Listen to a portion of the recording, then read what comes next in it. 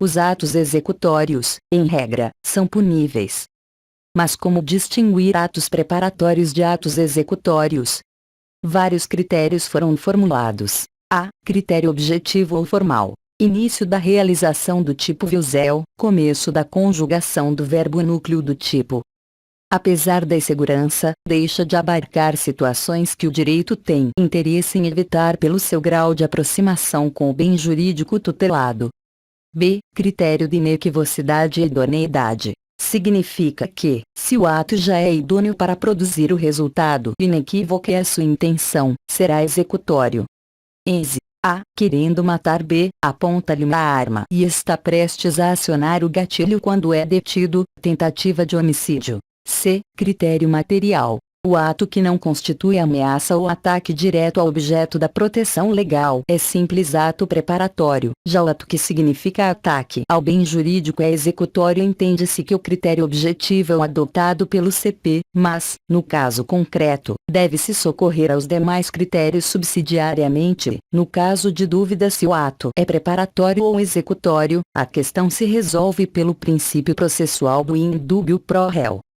Damásio de Jesus apresenta uma outra teoria, a objetiva material, defendida por Vilzel e Zaffaroni, pela qual deve-se distinguir começo de execução do crime e começo de execução de ação típica, sendo que o primeiro é mais amplo e abrange os atos que, conforme o plano do agente, são imediatamente anteriores ao início de execução da ação típica. Como o nosso código fala em início de execução do crime, art.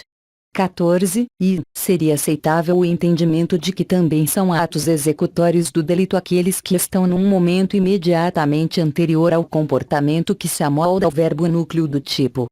A consumação se dá quando o agente realiza todas as elementares objetivas e subjetivas do tipo. Ocorre quando a conduta reúne todos os elementos da definição legal de crime. Art. 14, e, CP. O exaurimento é o proveito que o agente pretendia obter quando da realização do crime. Ense. Matar o pai para receber herança. De notar-se que é despiciendo para complementação do tipo se ele consegue obtê-lo ou não, daí porque muitos não consideram como fase do iter. Ainda, não é possível a prisão em flagrante se o agente é pego nesta fase, ense. Quando o funcionário público está recebendo o dinheiro da vítima do crime de concussão. Alguns falam em crime exaurido querendo se referir ao crime formal em que haja ocorrido o resultado, vez que, para se consumar, basta a ação. 2. Tentativa iniciada a execução do crime, pode ser que o mesmo venha a se consumar, reunindo todos os elementos de sua definição legal. Pode ocorrer, todavia que, iniciada a execução, o agente não obtenha consumação por circunstâncias alheias à sua vontade, art. 14, e, CP.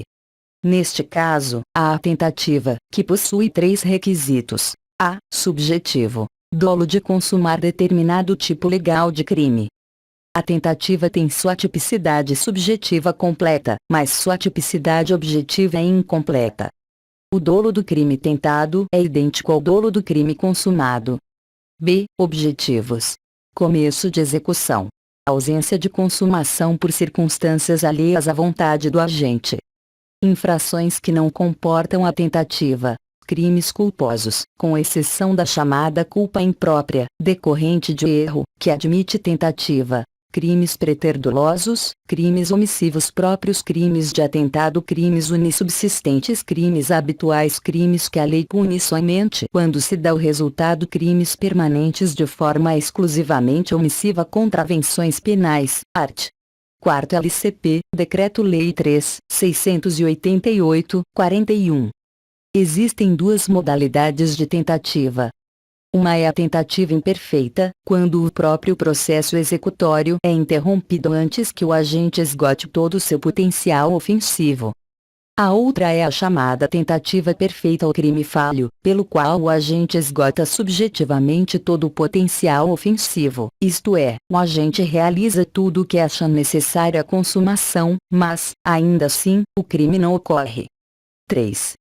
desistência voluntária, arrependimento eficaz e arrependimento posterior. No item anterior, observamos que um dos requisitos da tentativa é que o crime não venha a se consumar por circunstâncias alheias à vontade do agente. Ocorre que situações há em que, iniciada a execução, ou até mesmo esgotada a execução, o resultado não venha a ocorrer por contribuição do próprio agente. Nesses casos, temos a desistência voluntária e o arrependimento eficaz, previstos no art. 15 do Código Penal. A desistência voluntária ocorre quando, iniciada a execução, o agente, voluntariamente, cessa seu comportamento delituoso. Na desistência voluntária, a execução é interrompida por vontade do próprio agente, ao contrário da tentativa imperfeita, em que os atos executórios interrompem-se por circunstâncias alheias à vontade do agente. Ressalte-se que a lei fala em desistência voluntária, e não em desistência espontânea, isto é, o agente pode desistir atendendo a um pedido de outrem. O arrependimento eficaz ocorre quando o agente, já esgotada a execução, impede que o resultado se produza. A lei fala em arrependimento eficaz, e não eficiente, isto é, não basta o agente querer impedir o resultado, mas também ele tem que efetivamente impedir sua produção. Se o agente se arrependeu, foi eficiente, fez tudo o que estava a seu alcance, mas não foi eficaz, não impediu o resultado, o agente responde pelo crime. Nestes casos, não há tentativa, punindo-se o agente apenas pelos atos já praticados. Tanto a desistência voluntária quanto o arrependimento eficaz estão no art. 15, CP, e discute-se a sua natureza jurídica. Para Damásio de Jesus, Mirabete César Bittencourt, seria excludente de tipicidade. Para Hungria e Magalhães Noronha, seria causa de extinção de punibilidade fora do rol do art. 107, CP. Por fim, para Paulo José da Costa Jr. seria escusa absolutória pessoal. Parece ser o primeiro entendimento o mais acertado. Quanto ao arrependimento posterior, que é causa de diminuição de pena, ver art. 16, CP, que estabelece os seguintes requisitos: a. Crime sem violência ou grave ameaça à pessoa. b. Reparação do dano ou restituição da coisa. c. A reparação ou restituição tem que ser por ato voluntário. d. A reparação ou restituição tem que ser feita até a data do recebimento da denúncia ou da queixa. 3. Crime impossível ou tentativa inidônea ou quase crime. Art. 17 cuida do crime impossível. A consumação é impossível, havendo a tipicidade por carência do tipo objetivo, em 3 hipóteses: a. Ineficácia absoluta do meio empregado para aquele crime. b. Inidoneidade absoluta do objeto material para aquele crime. Vide art. 17, CP. Em ambos os casos, se for relativa, estando presentes os outros requisitos, a tentativa é punível, visto que o CP adotou a teoria objetiva temperada. C. Crime de ensaio. O provocador introduz no ambiente condições tais que, por mais que se esforce, o executor não conseguirá completar a realização típica, inexistindo, em momento algum, a ofensividade legitimadora da intervenção penal. É o caso do flagrante provocado, cf. Súmula 145, STF, diferente do flagrante esperado, em que se preserva a punibilidade, e do flagrante forjado, em que geralmente a polícia planta provas a fim de incriminar alguém, o que constitui abuso de autoridade. Diferente é um crime putativo, em que o agente imagina, por erro, que está realizando uma conduta típica quando, em verdade, o fato não constitui o crime. Ex. Relacionar-se com a irmã achando que está cometendo crime de incesto. Tipicidade. 1. Conceito é a correspondência entre a conduta realizada pelo agente e a descrição abstrata contida na norma penal. É um atributo do fato que se amolda ao modelo legal. Já o tipo é a reunião dos elementos do fato punível descrito na norma penal incriminadora. A adequação típica pode se dar de forma imediata ou mediata, necessitando, neste último caso, da concorrência de outra norma, de caráter extensivo, de que são exemplos os arts. 14 e 29, ambos do CP. 2. Elementos estruturais do tipo são de 3 espécies. A. Núcleo. Todo crime resulta de uma conduta humana. Desta forma, o núcleo do tipo sempre vai ser o verbo constante da ação. Cumpre ressaltar que existem tipos que contêm mais de um verbo, como nos casos tipos mistos alternativos, ENSE, art. 122, nos quais a prática de um dos núcleos exclui os demais, e delitos complexos, ENSE, art. 157. B. Objetivos ou descritivos. Resultam de percepção sensorial, são aqueles relativos a tempo, meio, modo, coisas. C. Normativos. A compreensão de elementos normativos, ENSE, mulher honesta, CP, 219, indevidamente, CP, 151, sem justa causa CP, 146, dependerão de uma valoração do juiz no caso concreto. D. Conhecido outrora como dolo específico, os elementos subjetivos do tipo representam finalidades, intenções específicas que o tipo exige, além do dolo, para que o crime esteja consumado. ENSE, com o fim de, CPA art. 131, para se ou para outrem, CPA art. 155 fim libidinoso, CPA art. 219, 3. Classificação dos tipos existem algumas, sendo as mais importantes: A. Tipo normal e anormal. B. Tipo aberto e fechado. C. Tipo básico ou fundamental e derivado, privilegiado e qualificado. 4. Funções do tipo segundo Heleno Fragoso, são duas. A. De garantia, relaciona-se com o princípio da reserva legal. B. Indiciária ou fundamentador da ilicitude. Cesar Bittencourt acrescenta mais uma função diferenciadora do erro: o desconhecimento de uma elementar do tipo constitui erro de tipo, excluindo o dolo. 5. Tipo de injusto comissivo doloso 5, 1. Tipo objetivo. O tipo objetivo representa a exteriorização da vontade, a qual corresponde ao tipo subjetivo. O tipo objetivo, na espécie de injusto aqui tratada, tem como elementos o autor da ação, a ação ou omissão, o resultado e o nexo causal. 5, 2. Tipo subjetivo. Já o tipo subjetivo, que engloba todos os aspectos subjetivos da norma penal incriminadora, os quais, concretamente, produzem o tipo objetivo, é composto de um elemento geral, dolo, e, eventualmente, de elementos especiais, intenções e tendências. 5, 2, 1. Dolo é a consciência e vontade de realização típica. Possui, portanto, dois elementos: o cognitivo e o volitivo. Pela teoria clássica, o dolo era normativo, pois possuía a consciência da ilicitude e era uma das espécies de culpabilidade. A teoria finalista deslocou a consciência da ilicitude para a culpabilidade e o dolo para o tipo, visto que toda ação humana é voltada para um fim. Como o dolo está na ação e ela está no tipo, o dolo está no tipo. Elementos do tipo doloso: A. Ação voluntária e consciente. B. Resultado voluntário, ou consentido, no dolo eventual. C. Consciência do nexo causal entre ação e resultado. D. Consciência dos elementos do tipo teoria sobre o dolo. A. Teoria da vontade, quando o agente quer o resultado, adotada pelo CP em relação ao dolo direto. B. Teoria da representação. C. Teoria do consentimento, decorre da assunção do risco de produzir o resultado, adotada pelo CP em relação ao dolo eventual.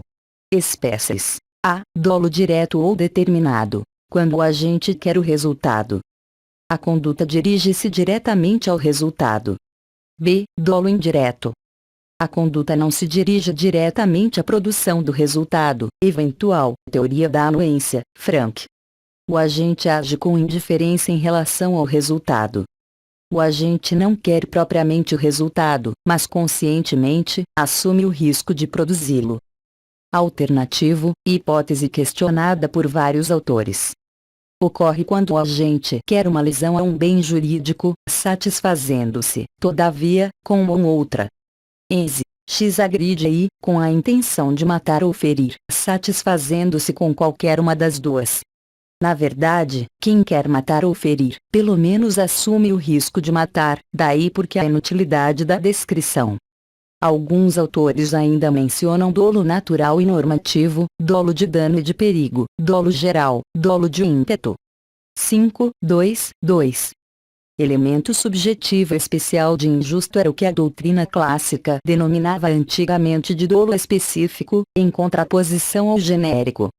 Acontece que, no magistério de César Bittencourt, o especial fim de agir tem autonomia frente ao dolo, que, conforme visto, abrange apenas vontade e consciência, constituindo-se aquele elemento subjetivo especial do tipo, fundamentador da antijuridicidade do fato. Na falta desses elementos, há a carência do tipo subjetivo, independentemente de haver o dolo.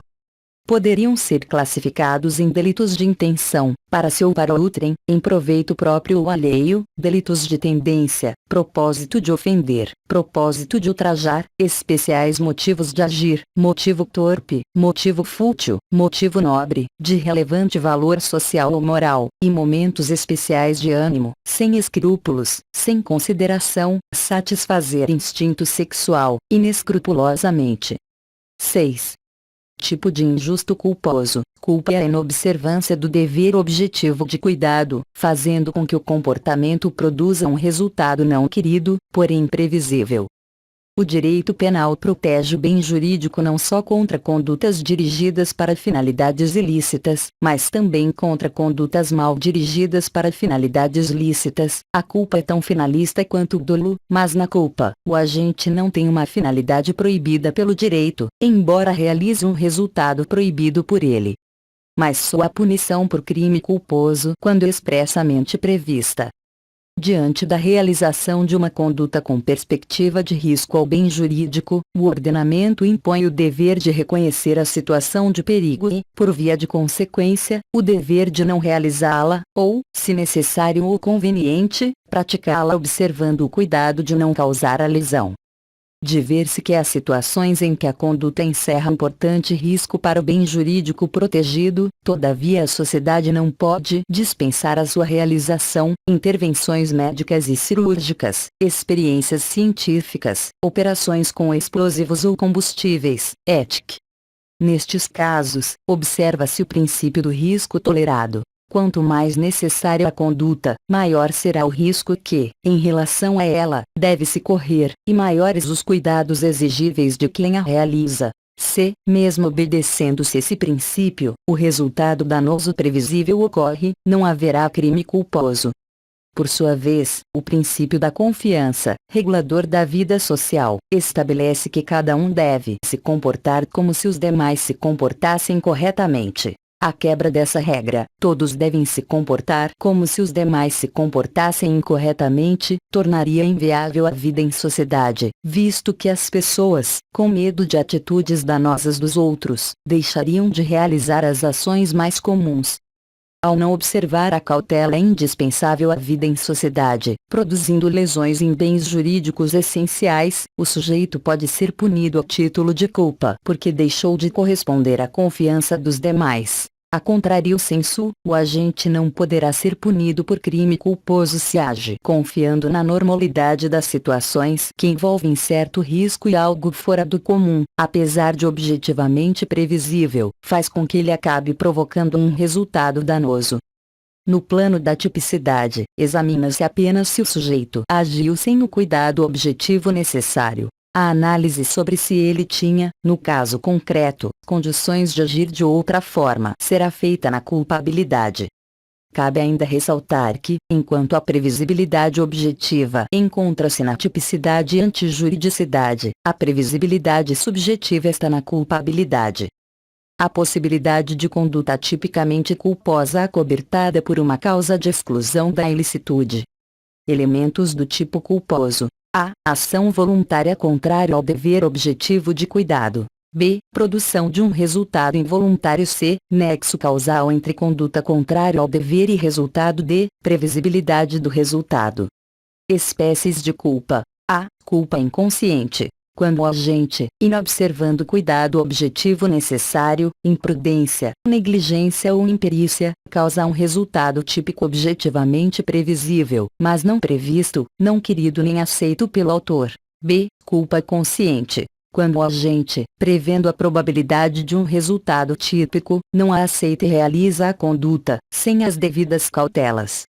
Ocorre, na maioria das vezes, quando o agente, prevendo o resultado, superestima as suas habilidades pessoais ou minimiza os riscos de sua conduta, acreditando, sinceramente, que o resultado não ocorrerá.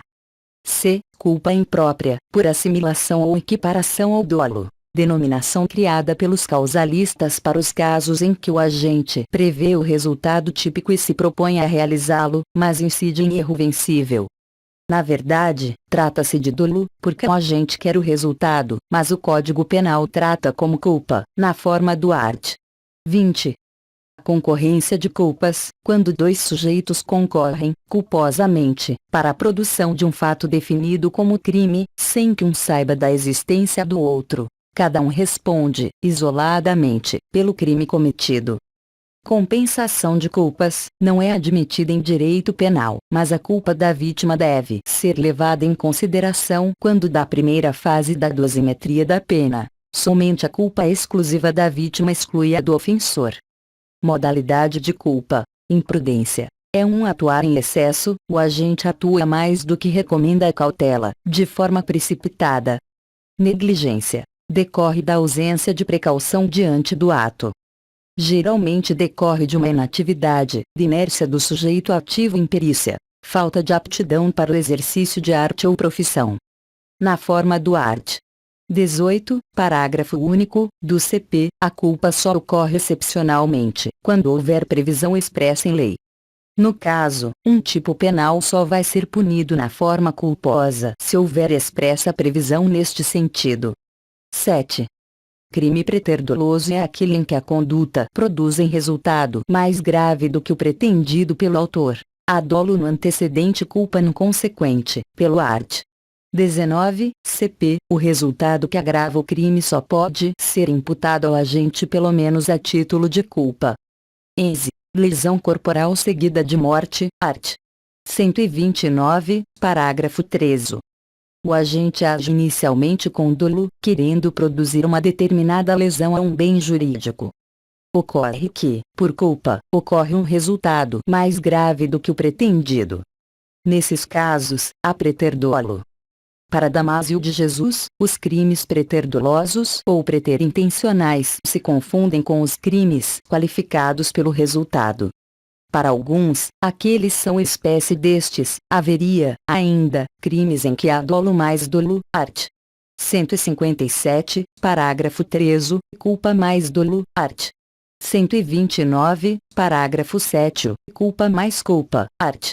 250, parágrafo 2, c/c o art. 258, duas à parte, além de dolo mais culpa. Para César Bittencourt, a concepção mais acertada seria que, no crime preterdoloso, os bens jurídicos atingidos são da mesma natureza, ense, lesão corporal seguida de morte, enquanto que, no crime qualificado pelo resultado, o resultado anterior, mais grave, derivado involuntariamente da conduta criminosa, lesa um bem jurídico que, por sua natureza, não contém o bem jurídico precedentemente lesado, ense, aborto seguido de morte da gestante.